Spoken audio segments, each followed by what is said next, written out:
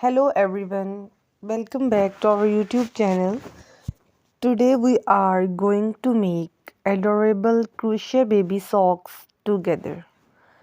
Grab your crochet hook, some soft yarn and let's get started on this delightful project. Start by making a slip knot, the first step in creating a foundation for your baby socks. Create a chain of stitches to form the base of the sock. Don't worry, it's simpler than it sounds. Now, let's move on to the single crochet stitch to build the body of the socks. Watch closely as we guide you through each step, making it easy for beginners to follow along. Feel free to pause, rewind, and replay any part of the video if you need extra assistance.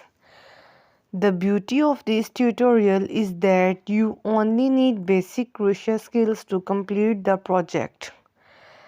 As you work, visualize the tiny feet that will soon be adorned with these handmade socks. We shall show you how to shape the heel, ensuring a comfortable fit for your little one. Continue crocheting, as soon you shall see the adorable sock taking shape.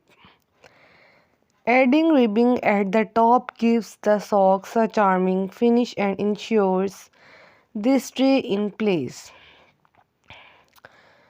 If you are new to crochet, don't be intimidated. We break down each step for you.